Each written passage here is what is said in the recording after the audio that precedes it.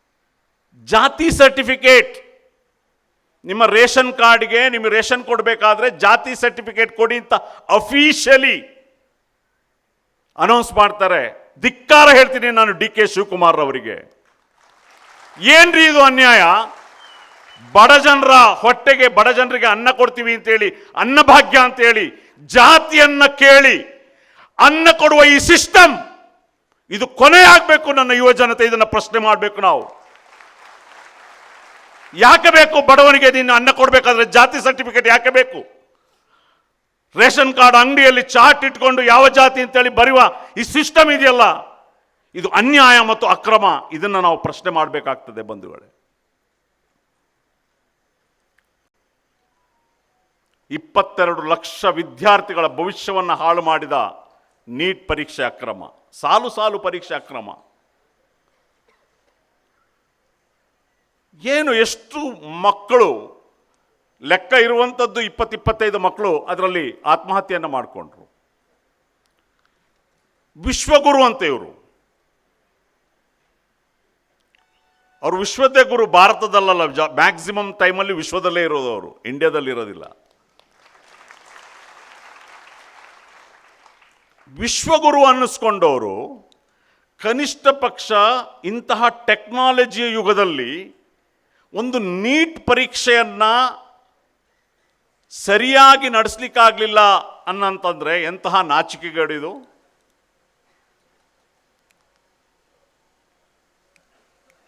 ಇದು ಈ ದೇಶದ ಪರಿಸ್ಥಿತಿ.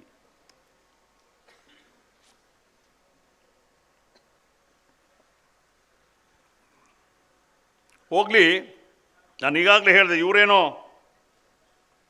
ಫ್ಯಾಸಿಸ್ಟ್ ಶಕ್ತಿಗಳು, ಇವರ ಮನಸ್ಥಿತಿಯೇ ಈಚೆ ಅಂತಂದರೆ, ಈ ಸೋಕಾಲ್ ಜಾತ್ಯತೀತ ಪಕ್ಷಗಳಿಗೇನಾಗಿದೆ? ಕರ್ನಾಟಕದಲ್ಲಿ KPSC ಅನ್ನುವಂಥ ಒಂದು ಸಂಸ್ಥೆ ಇದೆ, ಯುವಜನತೆಗೆ ಎಂಪ್ಲಾಯ್ಮೆಂಟ್ ಕೊಡುವಂಥ ಅಥವಾ ಪರೀಕ್ಷೆಗಳನ್ನು ನಡೆಸುವಂತಹ. ಆ KPSC ಚೇರ್ಮನ್ ತನ್ನ 2 ಮಕ್ಕಳನ್ನು ವಿಸ್ತರಣಾಧಿಕಾರಿ, ತಾಲೂಕು ವಿಸ್ತರಣಾಧಿಕಾರಿ ಅಂತ ಎಲೆಕ್ಟ್ ಮಾಡಿಕೊಂಡ್ರು ಅಕ್ರಮವಾಗಿ. KPSC ಚೇರ್ಮನ್ ಇಂಥವರಿಗೆ ಈ ಕಾಂಗ್ರೆಸ್ ಸರ್ಕಾರ ಬೆಂಬಲ ಕೊಡ್ತಾರೆ. ಒಂದು ಕನಿಷ್ಠ ಒಂದು ನೈತಿಕ ಹೊಣೆನಾದರೂ ಹೊರಬೇಕಾಗಿತ್ತು ಇವರು. ತನ್ನ 2 ಮಕ್ಕಳಿಗೆ ವಿಸ್ತರಣಾಧಿಕಾರಿ ಜಾಬನ್ನು ಕೊಟ್ಟರು. ಇವರ ರೆಮ್ಯುನರೇಷನ್ನೇ 2 ಲಕ್ಷ ಇದೆ. ಮಗಳ ಜಾತಿ ಸರ್ಟಿಫಿಕೇಟ್ 40,000 ಅಂತ ಮಾಡಿಸಿದ್ರು. ಯಾವ ಅರ್ಹ ವಿದ್ಯಾರ್ಥಿಗಳಿಗೆ, ಅರ್ಹ ಯುವಜನತೆಗೆ ಈ ಜಾಬ್ ಸಿಗಬೇಕಾಗಿತ್ತೋ ಆ ಜಾಬನ್ನು ಯಾರಿಗೆ ಕೊಟ್ಟರು? ತನ್ನ ಸ್ವಂತ ಮಕ್ಕಳಿಗೆ ಕೊಟ್ಟರು.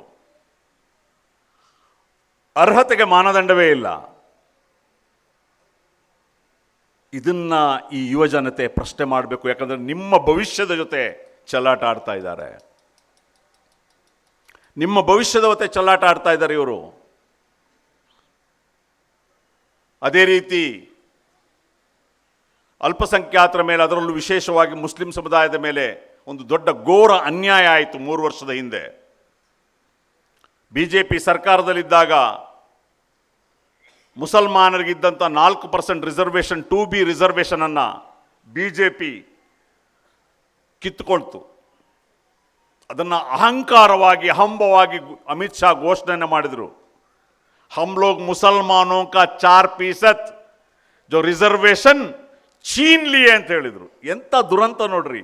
ನಾವು ಬಹಿರಂಗವಾಗಿ ಯಾವುದೇ ನಾಚಿಕೆ ಇಲ್ಲದೆ ಮುಸಲ್ಮಾನರ 4% ರಿಸರ್ವೇಷನ್ ಅನ್ನು ನಾವು ಕಿತ್ಕೊಂಡ್ವಿ ಅಂತ ಹೇಳಿದ ಒಬ್ಬ ಗೃಹ ಮಂತ್ರಿ. ಈಗ ಬೇಕಾದ್ರೆ ಯೂಟ್ಯೂಬಲ್ಲಿ ನೋಡಿ, ನಾವು ಕಿತ್ಕೊಂಡ್ವಿ.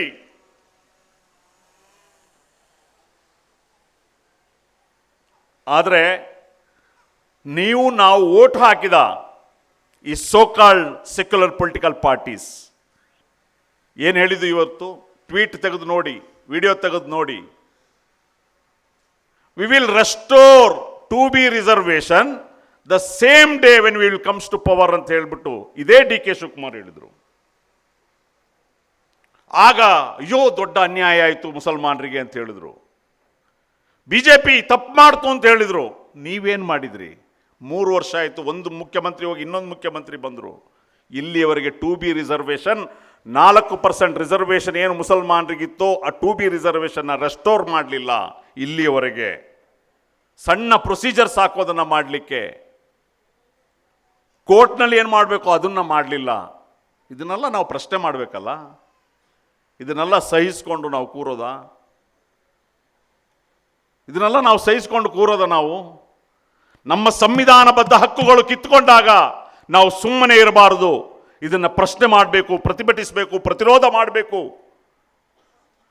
ಸಂವಿಧಾನದ ಅಡಿಸ್ಥಾನದಲ್ಲಿ ಕಾನೂನುಬದ್ಧವಾಗಿ ಇದನ್ನ ಮುಂದಿನ ದಿನಗಳಲ್ಲಿ ಕೆಲವು ಅಜೆಂಡಾಗಳಾಗಿ ಯಂಗ್ ಡೆಮಾಕ್ರಾಟ್ಸ್ ತೆಗೆದುಕೊಳ್ಬೇಕಾಗ್ತದೆ. ಜನ ಬದಲಾವಣೆಯನ್ನು ಬಯಸ್ತಾರೆ. ಜನರೇಷನ್ ಬದಲಾವಣೆ ಕಾಯ್ತಾ ಇದೆ.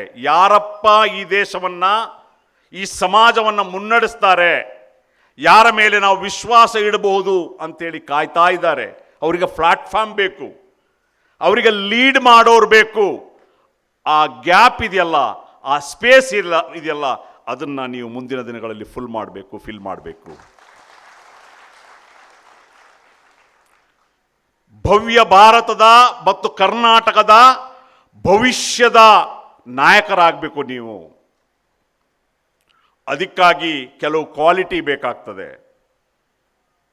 ನಾನು ನನ್ನ ಯುವ ಮಿತ್ರರಿಗೆ ಹೇಳುವಂಥದ್ದು, ಒಬ್ಬ ನಾಯಕನಾಗಬೇಕಾಗಿ ಅತ್ಯಂತ ಮುಖ್ಯವಾಗಿ ಬೇಕಾಗದಂಥದ್ದು ಕ್ರೆಡಿಬಿಲಿಟಿ, ವಿಶ್ವಾಸಾರ್ಹತೆ. That is a very very very very important. ನೀನು ಬಡವನೋ ಹಣ ಇಲ್ಲದವನೋ ಅದು ಮುಖ್ಯ ಆಗೋದಿಲ್ಲ. ನೀನು ನಾಯಕನಾಗಬೇಕಾದ್ರೆ, ಸಮಾಜದಲ್ಲಿ ನೀನು ಪ್ರತಿನಿಧಿ ಆಗಬೇಕಾದ್ರೆ, ಸಮಾಜವನ್ನು ನೀನು ಪ್ರತಿನಿಧಿಸಬೇಕಾದ್ರೆ, ನೀನು ಲೀಡ್ ಬೇಕಾದ್ರೆ credibility is the very very important. ವಿಶ್ವಾಸಾರ್ಹತೆ ಮುಖ್ಯ, ಅದನ್ನು ನೀವು ಉಳಿಸ್ಕೊಳ್ಬೇಕು. ಇದು ನನ್ನ ಒಂದನೆಯ ನಿಮಗೆ ಸಲಹೆ. ನಿಮ್ಮ ಭವಿಷ್ಯದ ದಿನಗಳಲ್ಲಿ ನೀವು ಯಂಗ್ ಡೆಮಾಕ್ರಾಟ್ಸ್ ಲೀಡರ್ಶಿಪ್ಪಲ್ಲಿ ಮುಖ್ಯವಾಗಿ ಬೇಕಾದದ್ದು ಕ್ರೆಡಿಬಿಲಿಟಿ, ವಿಶ್ವಾಸಾರ್ಹತೆ, ನೈತಿಕತೆ ಇರಬೇಕು. ನಮಗೆ ಯಾರಿಗಾದರೂ ಏನಾದರೂ ಹೇಳಬೇಕಾದ್ರೆ ಆ ನೈತಿಕತೆಯನ್ನು ನಾವು ರೂಪಿಸ್ಕೊಳ್ಬೇಕಾಗಬೇಕು. ಎಮೋಷನ್ ಆಗೋದ್ರಿಂದ, ರೀಲ್ಸ್ ಮಾಡೋದ್ರಿಂದ ಬದಲಾವಣೆ ಆಗೋದಿಲ್ಲ, ಗೊತ್ತಿರಲಿ. ಬೌದ್ಧಿಕವಾಗಿ ನೀವು ಬೆಳಿಬೇಕು, ನಾಲೆಡ್ಜನ್ನು ನೀವು ತಗೊಳ್ಕೊಳ್ಬೇಕು, ಬಲಿಷ್ಠವಾಗಿ ಭವಿಷ್ಯವನ್ನು ನೀವು ಕಟ್ಟಬೇಕು. SDPI ಈ ಯಂಗ್ ಡೆಮಾಕ್ರಸಿ ಅನ್ನುವಂಥ ಯೂತ್ ವಿಂಗನ್ನು ಲಾಂಚ್ ಯಾಕೆ ಮಾಡಿದೆ ಅಂತ ಹೇಳಿದ್ರೆ, ನಮಗೆ ಕಂಡು ಬೇಸತ್ತು ಹೋಗಿದೆ. ರಾಜಕೀಯ ಪಕ್ಷಗಳು, ಈ ಸೋಕಾಲ್ಡ್ ರಾಜಕೀಯ ಪಕ್ಷಗಳು ಚಮಚಗಳನ್ನು ಸೃಷ್ಟಿ ಮಾಡ್ತಾ ಇದ್ದಾರೆ. ನಾವು ಚಮಚಗಳನ್ನು ಸೃಷ್ಟಿ ಮಾಡೋದಿಲ್ಲ, ನಾವು ನಾಯಕರನ್ನು ಸೃಷ್ಟಿ ಮಾಡ್ತೇವೆ.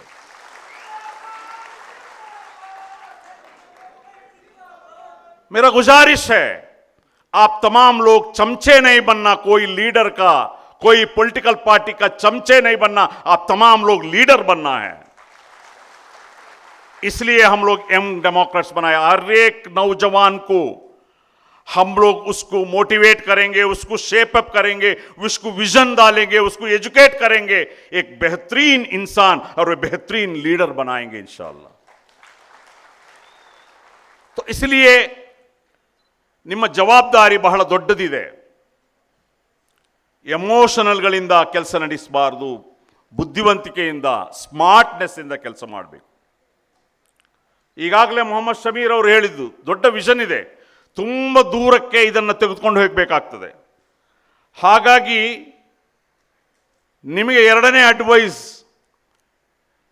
ಈ ಮೂಮೆಂಟ್ ಅನ್ನುವಂಥದ್ದು, ಈ ಪಕ್ಷ ಅನ್ನುವಂಥದ್ದು ಬೆವರು ಮತ್ತು ರಕ್ತದಿಂದ ಕಟ್ಟಿದ ಮೂಮೆಂಟ್ ಆಗಿರ್ತದೆ, ಗೊತ್ತಿರಲಿ ನಿಮಗೆ. ರಕ್ತ, ಬೆವರು, ಜೈಲು ವಾಸಗಳಿಂದ ಕಟ್ಟಿದ ಒಂದು ಮೂಮೆಂಟ್ ಆಗಿರ್ತದೆ ಇದು ಅನ್ನೋದನ್ನು ನೀವು ಮರಿಬಾರದು. ಯಾವತ್ತೂ ನೀವು ಯೋಚನೆ ಮಾಡಬೇಕೇನು ಅಂತ ಹೇಳಿದ್ರೆ, ನನ್ನಿಂದ ಈ ಮೂವ್ಮೆಂಟ್ಗೆ ಒಂದು ಸ್ವಲ್ಪವೂ ತೊಂದರೆ ಆಗಬಾರ್ದು, ಇದು ನಿಮ್ಮ ತಲೆಯಲ್ಲಿರಬೇಕು. आप तमाम लोग ये अहद करना है, मेरे वजह से जो इस तहरीक जो है खून से, पसीने से, जेलों से, तकलीफों से, कुर्बानी से बनाया हुआ एक तहरीक है, ये समझना आप लोग मेरा नौजवान साथियों। तो इसलिए आपका जिम्मेदारी बहुत है। आगे आप लीडर बनेंगे, आप स्टेट कमेटी बनेंगे, डिस्ट्रिक्ट कमेटी बनेंगे, कोई भी आपका लीडरशिप है तो ये याद रखना, चाहे वो मेंबर हो यंग डेमोक्रेट्स का, ये याद रखना मेरे वजह से मेरा इस तहरीक को कुछ भी प्रॉब्लम नहीं होना। ऐसे एक कैरेक्टर, ऐसे एक लीडरशिप, ऐसा एक बाउंड्री आप डाल के रखना है। तो ऐसा रखेंगे तो एक पावरफुल सोसाइटी, एक बेस्ट सोसाइटी, एक बेस्ट स्टेट, एक बेस्ट इंडिया हम लोग बना सकते हैं। ये फैसिस्ट ताकतों के खिलाफ लड़ना है बोले तो बहुत क्या है, अपने आप को मजबूत करके रखना है। थर्ड पॉइंट मैं आपके सामने बताना चाहता हूं, कभी भी उम्मीद मत छोड़िए, हिम्मत मत हारिए, उम्मीद रहना है। ಆತ್ಮವಿಶ್ವಾಸ, ಪಾಸಿಟಿವ್ನೆಸ್ ಇರಬೇಕು ನಿಮ್ಮ ಜೀವನದಲ್ಲಿ। ಯಾವುದೇ ಚಳುವಳಿ, ಯಾವುದೇ ಮೂವ್ಮೆಂಟ್ ತ್ಯಾಗ ಇಲ್ಲದೆ, ಬಲಿದಾನಗಳಿಲ್ಲದೆ, ಹೋರಾಟಗಳಿಲ್ಲದೆ ಸಕ್ಸಸ್ ಆದ ಚರಿತ್ರೆ ಈ ದೇಶದಲ್ಲಿ ಇಲ್ಲ, ಈ ಪ್ರಪಂಚದಲ್ಲಿ ಇಲ್ಲ। ಅರ್ಥ ಮಾಡ್ಕೊಳ್ಳಿ, ಯಾವುದೇ ಚರಿತ್ರೆಯನ್ನು ತೆಗೆದು ನೋಡಿ ನೀವು, ತ್ಯಾಗಗಳಿಲ್ಲದೆ, ಬಲಿದಾನಗಳಿಲ್ಲದೆ, ಹೋರಾಟಗಳಿಲ್ಲದೆ, ಜೈಲು ವಾಸಗಳಿಲ್ಲದೆ, ಸಂಕಷ್ಟ ಇಲ್ಲದೆ, ರಕ್ತ ಇಲ್ಲದೆ ಯಾವುದೇ ಚಳುವಳಿ, ಯಾವುದೇ ಮೂವ್ಮೆಂಟ್ ಸಕ್ಸಸ್ ಆಗಿಲ್ಲ। ಮತ್ತೆ ಸುದೀರ್ಘ ಟೈಮ್ ಕೇಳ್ತದೆ। ಈ ದೇಶದ ಸ್ವತಂತ್ರ ಇತಿಹಾಸವನ್ನು ನೀವು ಗಮನಿಸಿದ್ರೆ 150ಕ್ಕಿಂತಲೂ ಹೆಚ್ಚು ವರ್ಷಗಳ ಕಾಲ ಶಹೀದ್ ಎಮಿಲೆಟ್ ಟಿಪ್ಪು ಸುಲ್ತಾನ್ ರವರನ್ನ ಆ ಸಮಯ ಕಾಲಗಳಿಂದ ಹಿಡ್ಕೊಂಡ್ರೆ ಸರಿಸುಮಾರು 300 ವರ್ಷಗಳ ಕಾಲ ಸ್ವತಂತ್ರ ಸಂಗ್ರಾಮ, ಇದನ್ನೆಲ್ಲ ಲೆಕ್ಕ ಹಾಕೊಂಡ್ರೆ ಆ ಸುದೀರ್ಘ ಕಾಲದ ಹೋರಾಟದ ನಂತರ ಆಗಿರ್ತದೆ ಈ ದೇಶ ಸ್ವತಂತ್ರ ಆಗಿರುವಂಥದ್ದು। ಇದು ಗಮನದಲ್ಲಿರಬೇಕು। शॉर्टकट नहीं चलता, क्या है, शॉर्टकट नहीं चलता। तो लंबे यानी कि ಒಂದು ಸುದೀರ್ಘ ಹೋರಾಟ, ಒಂದು ಸುದೀರ್ಘವಾದಂಥ ಪ್ರಯತ್ನಗಳು, ಈ ಟ್ರಾನ್ಸ್ಫರ್ಮೇಷನ್ ಆಗಬೇಕು ಅಥವಾ ಬದಲಾವಣೆ ಆಗಬೇಕು ಅಂತಂದರೆ ಟೈಮ್ ಆಗ್ತದೆ। ಅದನ್ನ ಯಾಕೆ ನಾನು ಹೇಳ್ತಾ ಇದ್ದೀನಿ ಅಂತಂದರೆ, ಅದನ್ನೇ ನೀವು ಆ ನಿರೀಕ್ಷೆ ಏನಿಟ್ಕೊಂಡಿರ್ತೀರಿ, ಈಗ ನಾಳೆ ಆಗ್ತದೆ, ನಾಡಿದ್ದಾಗ್ತದೆ, ಆಗದೇ ಇದ್ರಾಗೆ ನೀವೇನಾಗ್ತೀರಿ, ಡಿಮೋಟಿವೇಟ್ ಆಗ್ತೀರಿ, ನೀವು ನಿಮ್ಮ ಉತ್ಸಾಹ ಕಡಿಮೆ ಆಗ್ತದೆ, ನೀವು ನಿರುತ್ಸಾಹಿಗಳಾಗ್ತೀರಿ। ಹಾಗಾಗಬಾರ್ದು, ಚರಿತ್ರೆಯನ್ನು ಓದಬೇಕು। ಡಾಕ್ಟರ್ ಬಾಬಾ ಸಾಹೇಬ್ ಅಂಬೇಡ್ಕರ್ ಅವರು ಹೇಳ್ತಾರೆ, ಚರಿತ್ರೆಯನ್ನು ತಿಳಿಯದವನು ಚರಿತ್ರೆಯನ್ನು ಸೃಷ್ಟಿಸಲಾರ। ಇದನ್ನು ನಾವು ಅರ್ಥ ಮಾಡ್ಕೊಳ್ಬೇಕು। ಚರಿತ್ರೆಯನ್ನು ನಾವು ಓದಬೇಕು ಮತ್ತು ಓದು ಮುಖ್ಯ ಆಗಬೇಕು ನಮಗೆ, ಯುವಜನತೆಗೆ। पढ़ना है। आजकल बहुत अफसोस होता है, हम मोबाइल में खो गए हैं। मुझे भी, मैं भी मिला के बोल रहा हूं, मैं भी मिला के बोल रहा हूं। मैं जब कॉलेज जाता था, जो ग्रेजुएशन को जाता था, तो मेरा गांव से मेरा कॉलेज को 50 किलोमीटर था।